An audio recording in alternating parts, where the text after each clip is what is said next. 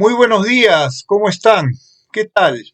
Después de un tiempo nos volvemos a encontrar aquí en Agujero Negro. Me voy a acomodar un poquito más adelante para estar más cerca de ustedes. Bueno, ¿qué temas han preocupado las últimas semanas? Hay uno principal que está en el ambiente. Nos están gobernando los peores, ¿no? Parece que es una constatación de los analistas, una constatación de la clase política. Y aquí recuerden que analizamos el presente desde la historia, ese es el gran desafío. Entonces, ¿qué es esto? ¿Qué es esta constatación, ¿no? De que el Perú está en ruinas, de que después de tanto caer y caer y caer otra vez, eh, hemos finalmente tocado fondo, ¿no? Hay propuestas de ir a nuevas elecciones el 23. Pedro Castillo no se sostiene. Hay quienes dicen que el Congreso tampoco. Vamos a elecciones eh, el próximo año, el 2023. Pero los mismos analistas ya están adelantando el riesgo de ir a elecciones el 2023 y elegir lo mismo o algo peor, algo todavía peor. ¿Qué nos dice la historia sobre esto? ¿No? Patti del Río escribió Caquistocracia, ¿no? Un artículo muy sugerente que dice, bueno, Caquistocracia es precisamente gobierno de los peores. Nos están gobernando los peores, pero no habrá sido siempre así. O sea, realmente empeoramos. Lo único que sucede es que se están visibilizando cosas que siempre estuvieron allí y que sencillamente se disimulaban un poco. República nunca hemos tenido en el Perú. En el siglo XIX, caudillos militares. En el siglo XX, dictaduras militares. Y en el siglo XXI, caquistocracia, gobierno de los peores, porque esto, república democrática, bueno, más allá de la superestructura institucional, como diría Marx, acá una república de verdad, que se basa en los pilares, en los valores republicanos, tampoco tenemos, ¿no? Para demostrarles que el asunto tiene un origen colonial y está en nuestras costumbres, ¿no? Y está en nuestra tradición y por eso es muy difícil de cambiar y será la pregunta que nos haremos al final. Me he inventado un personaje que se llama Joaquín de Cualesquiera, por darle el nombre de un español que llegó aquí en tiempos coloniales, ¿no? Con cuya experiencia vamos a tratar de llegar a comprender, ¿no? ¿Por qué la taquistocracia? ¿Por qué el gobierno de los peores? ¿Por qué no podemos ser más que eso? ¿Y cuándo y cómo y por qué se origina esta sociedad que parece no tener remedio?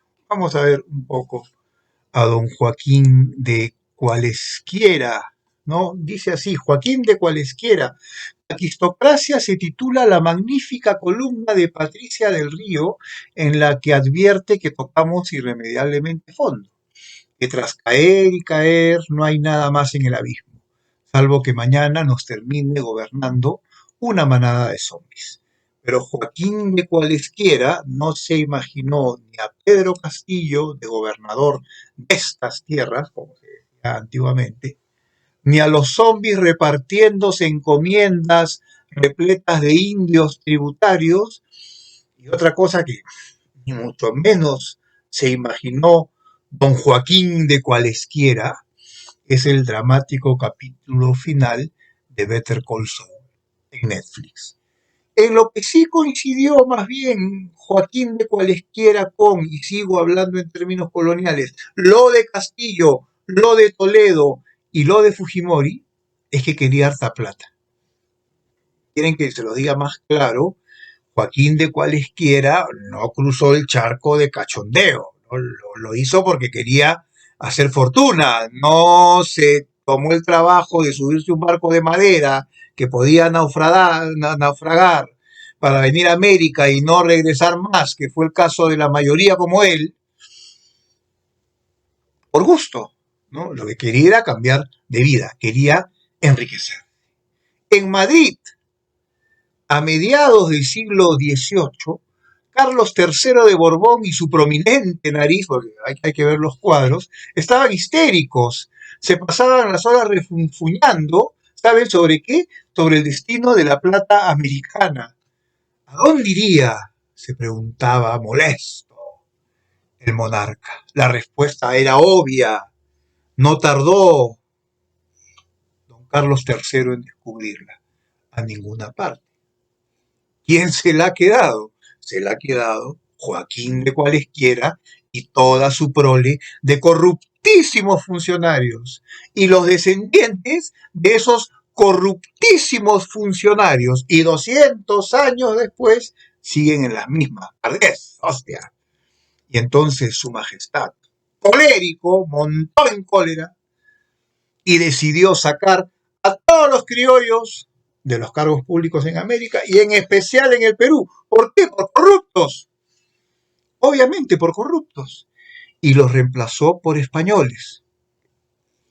Vamos, algo mejoraron las cosas, pero no la inercia de una sociedad pensada para enriquecer a los pobres de España y a sus descendientes. Este es el magma de Castoriadis. Es la savia de lo que somos. Bueno, somos otras cosas, somos antipatiquísimos con nuestra comida. A la pobre periodista gringa que criticó el ají de gallina, la cancelamos en Twitter. Tenía que gustarle. A Iván Tais no puede producirle gases el caucao. Bueno, en 200 años de vida independiente no hemos pasado mucho tiempo bajo el manto democrático, ¿no? No tendría que ser distinto con el ceviche, el lomo saltado, el arroz con pato, chiclayanazo, por cierto, ¿no? Si no, yo mismo voy a tener problemas en casa. Pero entendámoslo bien, Joaquín de cualesquiera vino al Perú a salir de misio, como casi todos los demás, salvo tal vez Fray Bartolomé Las Casas y uno que otro misionero. Weber, Max Weber, la ética protestante y el espíritu del capitalismo, tuvo razón. Acá primó la cultura del ocio, del no trabajar, de servirse y no servir. Sino para qué está el Estado, si no es para el enriquecimiento popular, o más que popular, para el enriquecimiento del más vivo. El mayor de los dramas es que tras la independencia nadie cortó con esa tradición que se había generado tras 300 años de tiempos coloniales. Y quizá por eso, porque ya era tradición, ya 300 años de arraigo, es que nadie pudo pararla. Del siglo XIX no hablemos. Fue el régimen colonial corregido y aumentado. El mundo andino en el siglo XIX la pasó peor que con los españoles, con el gamonalismo. Por supuesto, nunca le vamos a pedir perdón al mundo andino, ¿no? Herejía para ciertas élites. En el siglo XX salió Aya de la Torre, apareció hablando de revolución.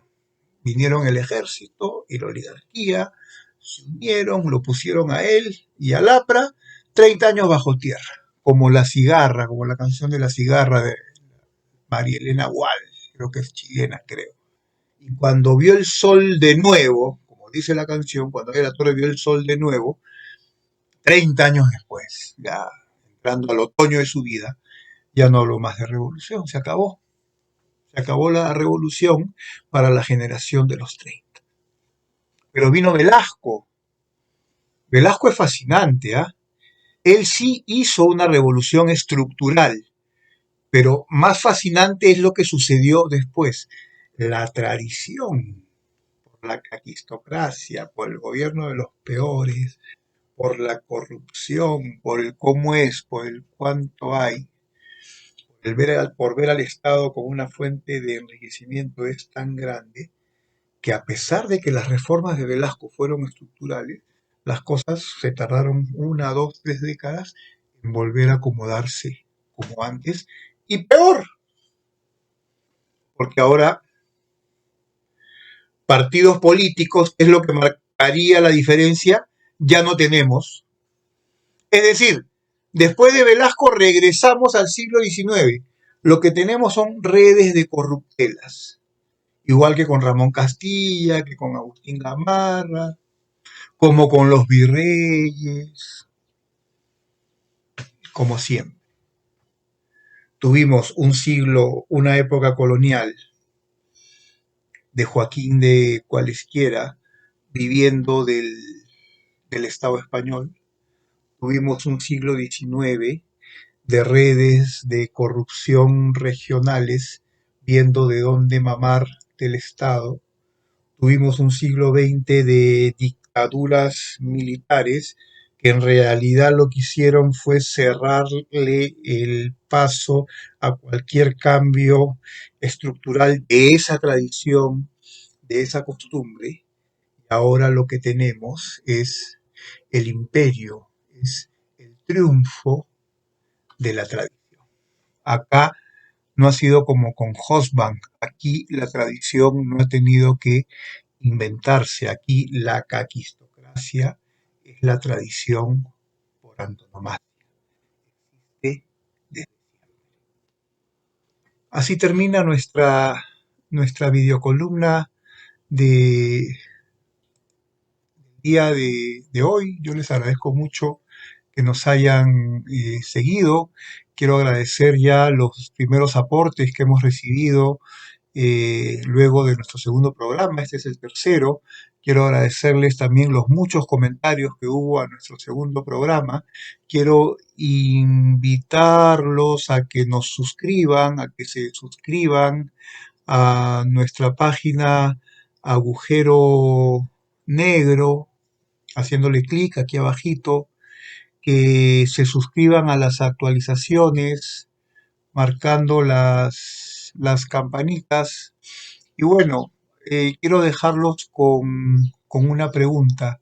La caquistocracia, el gobierno de los peores, la política entendida como acceso al Estado para el enriquecimiento propio, es decir, entendida como corrupción, en el Perú es tradición, en el Perú es costumbre, lo dice la historia. ¿Se puede cambiar? ¿Qué hay que hacer al respecto? ¿O terminaremos siendo succionados por el agujero negro? Nos vemos en el próximo programa.